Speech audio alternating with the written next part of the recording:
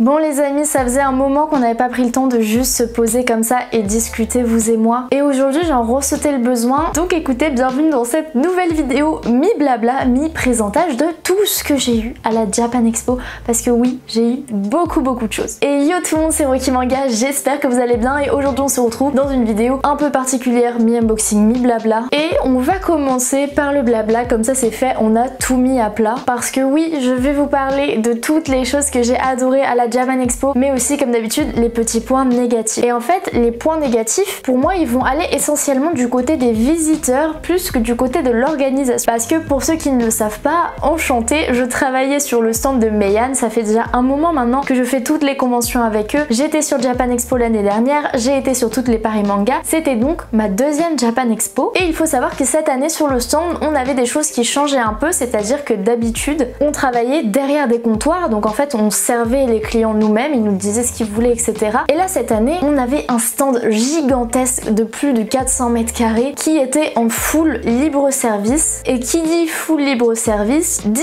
que c'est les gens qui touchent les livres, que c'est les gens qui les re-rangent, qui des fois les re-rangent pas à la bonne place. Et nous quand on veut ranger des trucs, ah bah excusez-moi machin. Donc voilà, j'ai trouvé le stand exceptionnel cette année, mais je voulais juste revenir sur le comportement, pas de certains d'entre vous parce que je sais que les gens qui regardent mes vidéos sont des gens incroyables, donc vous êtes bien comportés, mais voilà, c'était aussi un petit rappel pour vous dire que nous derrière on est une équipe qui travaillons plus de 12 heures par jour sur le stand, qui étions là depuis mardi, parce qu'il faut savoir que Japan Expo pour vous c'est du jeudi au dimanche, mais pour nous l'installation a commencé le mardi. Et bien sûr on est là parce que c'est notre passion, on est très reconnaissants tous d'être là, de pouvoir travailler, de parler de manga toute la journée avec vous, mais c'est quand même un métier qui est difficile avec des horaires qui sont extrêmement larges, pas beaucoup d'heures de sommeil, et c'est vrai que des fois on a été un peu confronté à des comportements sauvages de la part de certains visiteurs, et je pense que sauvage c'est le très bon mot, et une certaine impolitesse qui fait pas trop plaisir. En fait, pour vous remettre dans le contexte, nous sur le stand du côté Meian, il y avait à peu près toujours, on va dire, entre 50 et 100 personnes dans le stand, donc c'est à dire que le stand était absolument bondé, etc. Et en fait moi il y a des choses, après c'est peut-être très personnel, peut-être que les autres de mon stand ne l'ont pas du tout vécu comme ça, mais moi il y a des choses qui m'ont fait beaucoup de peine, genre quand on est là le matin et qu'on est encore en train d'installer et qu'il y a des gens qui passent et qui critiquent ouvertement notre travail devant nous alors qu'on se saigne corps et âme toute la journée, je vous avoue que ça fait un peu mal. Et sans compter que,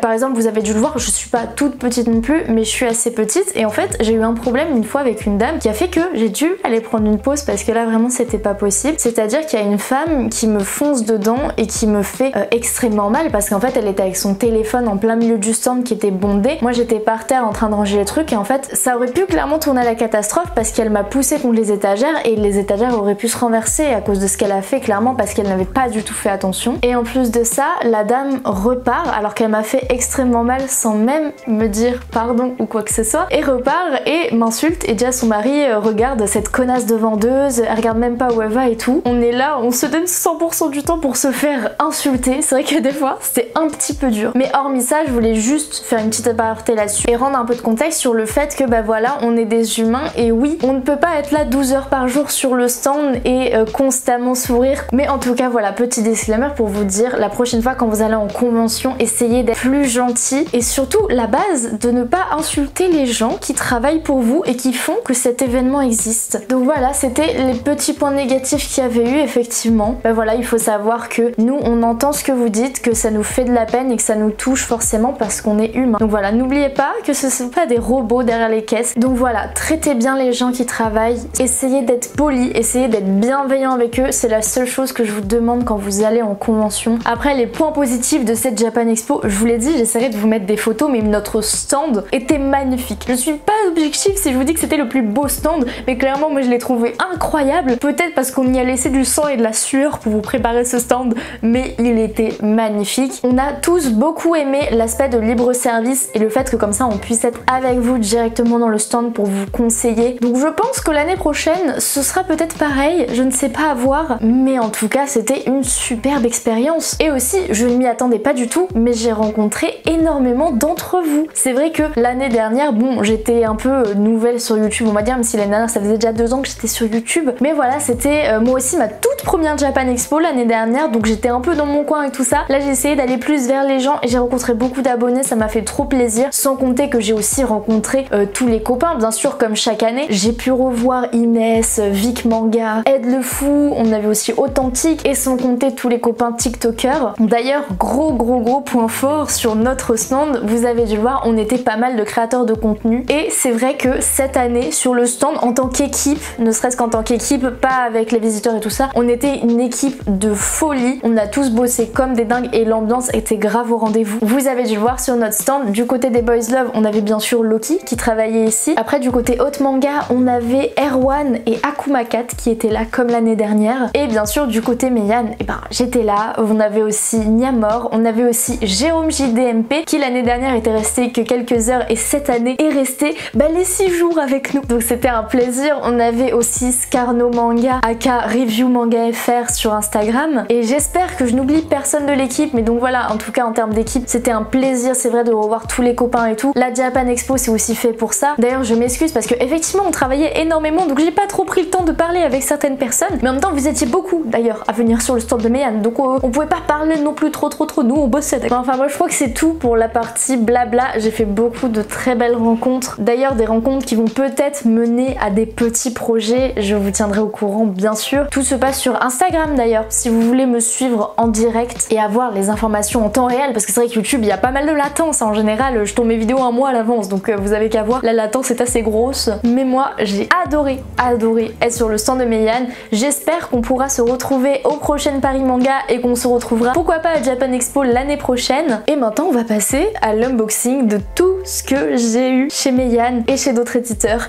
Et des cadeaux vous m'avez fait aussi. Bon les gars, là c'est le moment où je vous déteste. Non c'est faux, je vous déteste pas, mais disons que je m'étais enfin déterre. Il faut savoir que là on est fin juillet et genre il y a 2 jours je me suis déterre à tout ranger et pour la vidéo j'ai dû tout ressortir. Donc c'était un peu long, mais c'est parti. En premier on va commencer sur les stands sur lesquels j'ai pas chopé beaucoup de goodies, mais chez Glénat j'ai quand même chopé le petit billet doré de Ikigami. C'était un petit billet doré qui était offert pour l'achat de Trillion Game. Je le trouve vraiment trop mignon, j'avais jamais eu de billet doré, c'est un goodie que je trouve hyper stylé, mais j'en avais jamais eu et du coup je le trouve trop classe. Ensuite j'ai eu ce petit pins qui était offert pour l'achat de la série Kuro. C'est une série qui est de la même autrice que Shadow House et vous le savez peut-être pas parce que effectivement ça fait longtemps que j'ai pas acheté de tomes etc, et je me suis arrêtée à peu près au tome 8, mais je suis fan de Shadow House et là du coup c'est sa nouvelle série. Je vous le remonte déjà parce qu'il est mignon et en plus parce que je trouve mon focus stylé, d'accord. Donc bref, j'ai chopé ces petits goodies, j'étais trop contente. Après l'année dernière j'avais eu plein de goodies parce que j'avais grave eu le temps de faire le tour de tous les stands, mais cette année j'ai tellement même pas eu le temps de manger que j'ai pas eu le temps du tout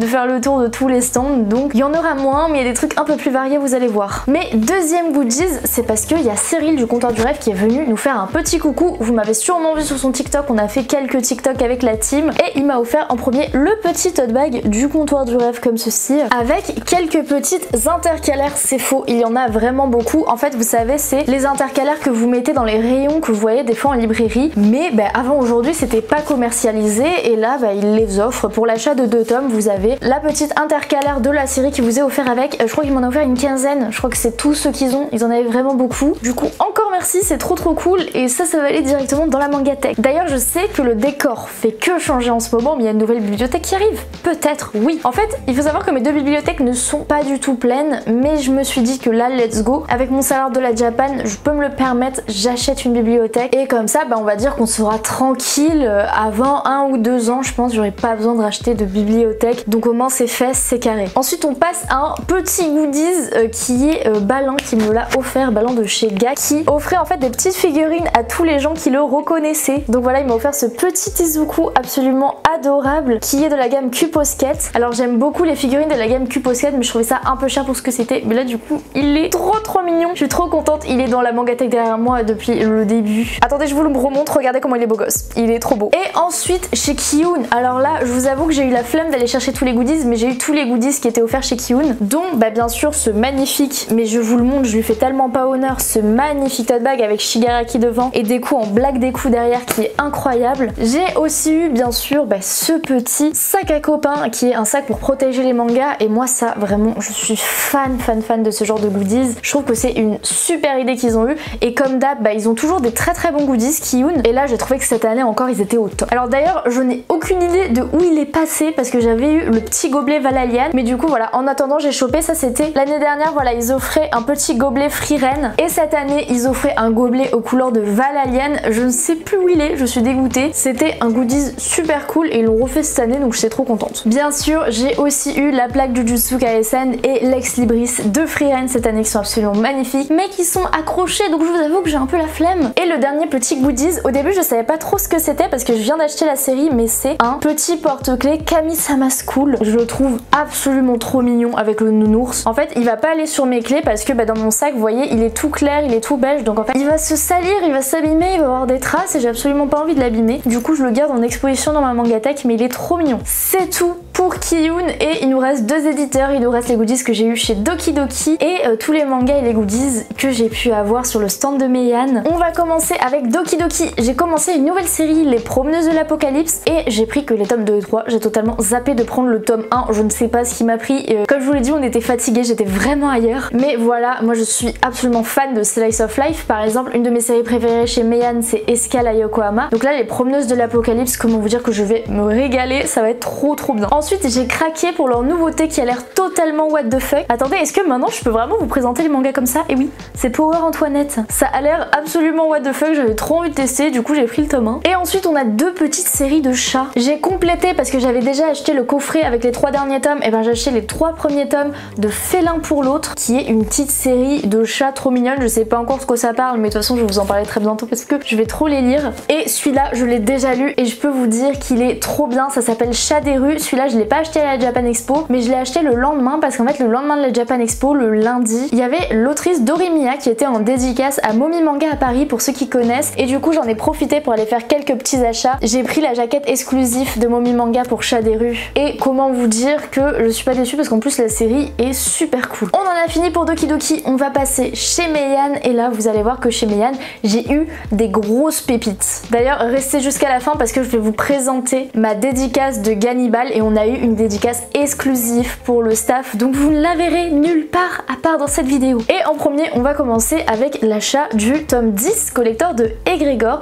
Il faut savoir que c'est le tome qui conclura la série mais qu'il y aura plusieurs parties à Egregor. Donc voilà, c'est le dernier tome de la première partie et dans le collector on a plusieurs ex-libris exclusifs de l'auteur, un poster ainsi que le tome 10. Et vous allez voir que c'est loin d'être le seul collector qui est sorti chez Meian. Ensuite, ça je vous l'ai pas dit, mais la Japan Expo, à chaque fois on a beaucoup d'avant-premières. Notamment l'année dernière on avait les tomes de Baki. Là cette année on avait les tomes de Gashbel que encore une fois avec la fatigue j'ai oublié de prendre. Je suis dégoûtée mais bon je les demanderai bientôt parce que j'ai trop envie de les lire. Et en premier j'ai pris The Most Heretical Last Boss Queen qui est un otome game qui avait l'air grave badass dans une ville matriarcale et ça a l'air très bien. J'ai super hâte de découvrir ça. En réalité je vous mens, j'ai déjà lu le tome 1, oui, j'ai peut-être déjà fait une vidéo sur le tome 1 qui sera bientôt disponible sur le compte de Meian. Je vous mettrai le lien en description s'il est déjà sorti et sinon vous avez qu'à mettre la notification sur le compte TikTok de Meian. Mais j'ai beaucoup aimé, c'est une série finie en 3 tomes, donc une série courte et j'ai super hâte d'avoir la suite. Ensuite ça c'est une série que je vous avais déjà présentée sur le compte de Meian, Fun Territory Defense. C'est voilà un petit isekai très sympathique, très frais pour l'été, c'est le genre de lecture que je recherche en ce moment, pas prise de tech, un peu fantasy, etc.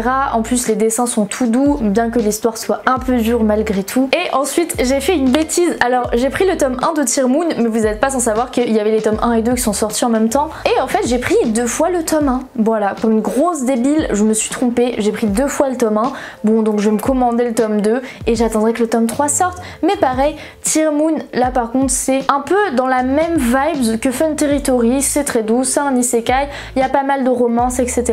Donc j'ai hâte de le lire. Enfin du coup non, parce que j'ai déjà lu le tome 1, en plus il me fallait le tome 2, parce que si vous savez pas, je fais des vidéos sur le compte de Meian où je vous présente les tomes 1 des séries à paraître. Donc en fait tous les tomes 1 là je les ai déjà lus. Donc comment vous dire que j'avais hâte de lire le tome 2, bah j'ai tout pris sauf le tome 2. Ensuite on a des petites suites de séries, pas piquer des hannetons, on a Apparently Delusional Adventures Will Save the World. Oui, à force j'ai pris l'habitude de dire les noms à rallonge, on peut le dire, c'est BG. Mais du coup voilà, ce tome 3, j'avais trop hâte de le lire. Et je suis en train de remarquer un truc, c'est que là tous les personnages ils sont roux là, c'est fou hein. Ensuite, mon chouchou, le manga le plus mignon de cette année, j'ai pris le tome 3 de L'Adresseuse sans étoiles, parcourt le monde pour récolter des déchets. Je sais que je suis pas obligée de dire les titres en entier, mais j'aime bien, d'accord, ça m'entraîne. Donc voilà, on continue de suivre les aventures de notre ami avec notre petit slime. Je dois vous avouer que je n'ai pas encore lu ces petites nouveautés pour la simple et bonne raison que j'ai fait un marathon Shigurui. Peut-être que je vous en ferai une vidéo, peut-être pas, mais ça me permet d'enchaîner avec le fait que effectivement il y avait un tome collector pour le tome 10 de Shigurui,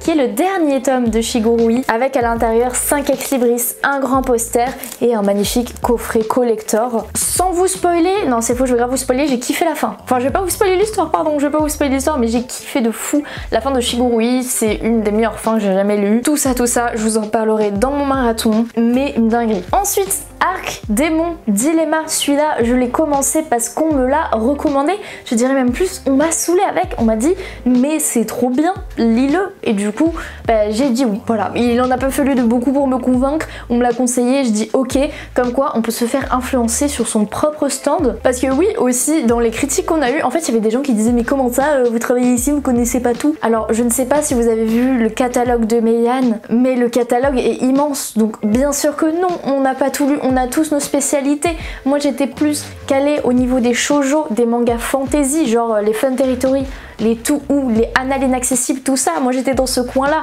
mais effectivement non, je suis désolée, j'ai pas lu les Baki, j'ai pas lu les Arc Démon Dilemma, tout ça parce que c'était pas mon dos, on va dire, c'était pas mon dos, mais là du coup vu que j'ai un peu de temps sur mes lectures, et ben je commence l'autre partie du catalogue. Ensuite ça c'est un achat que j'avais fait et j'avais totalement oublié, en fait juste avant le Japan Expo j'avais passé une commande sur Anime Store. Pour ceux qui savent pas, en fait il y a des mangas d'occasion sur le site d'Anime Store, des mangas d'occasion Meian qui sont tous à moitié prix. Par contre en contrepartie ils peuvent être abîmés, il peut avoir par exemple des coups de cutter, des trucs un peu pliés, etc.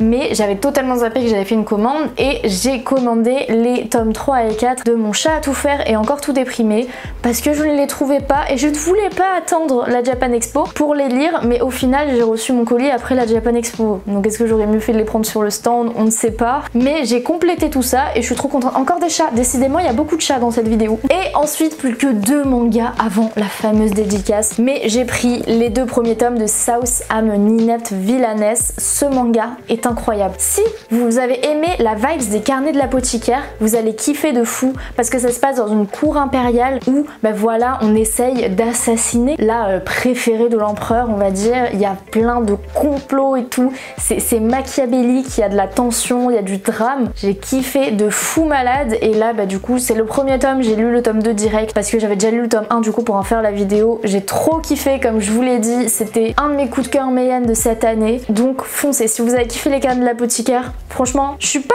de là jusqu'à dire meilleur, mais au moins au même niveau que les carnets de l'apothicaire. Et ensuite l'avant-dernier tome, c'est le 4e tome de Succubus and Hitman. Je l'attendais beaucoup et voilà, bah, j'espère que ce sera dans la même veine que les 3 premiers tomes, mais je me fais pas trop de soucis. Après le souci c'est que là je voulais trop le lire dans le train, etc., mais je ne peux pas vous montrer la 4e de couverture, il y a des gens dénudés et du coup ça me mettait un peu mal à l'aise de lire ça dans les transports, donc je ne l'ai pas encore lu. J'attendrai d'être chez moi, enfin là je suis chez moi, mais vous avez compris, je vais la lire bientôt. Et ensuite du coup on avait le tome 13 collector de Gannibal avec à l'intérieur des ex-libris, un poster, et les ex-libris sont des illustrations exclusives qu'on a demandé de faire à l'auteur exclusivement pour ce collector, donc c'est quand même un truc de dingue. Donc ne tardez pas trop parce que bah, c'est un collector, le tirage est limité, donc si vous voulez ne tardez pas trop. Et il nous a fait sa magnifique signature en doré comme ceci, je sais pas si vous verrez très bien sur le coffret, et donc ça c'est la dédicace exclusive pour les membres du staff. On voulait un truc un peu différent, donc voilà, cette signature là vous ne la verrez nulle part ailleurs que sur le compte de Niamor, d'Erwan Manga ou encore de Jérôme JDMP. On est 30 même pas à l'avoir dans le monde. Je suis très contente, il est très cool et ça conclut en beauté cette vidéo. Comme d'habitude, si t'es resté jusqu'à la fin, mets une petite rose en commentaire. Ça me ferait plaisir. La dernière fois sur ma dernière vidéo, vous avez grave joué le jeu et ça m'a fait super plaisir pour la FAQ de voir que vous avez été là jusqu'au bout et vous avez été beaucoup à commenter aussi, à sortir de l'ombre. Donc voilà les amis, n'hésitez pas à me dire en commentaire si vous avez été à la Japan Expo et aussi si vous voulez me dire si vous avez aimé, ce que vous avez pas aimé, etc. Ça me ferait...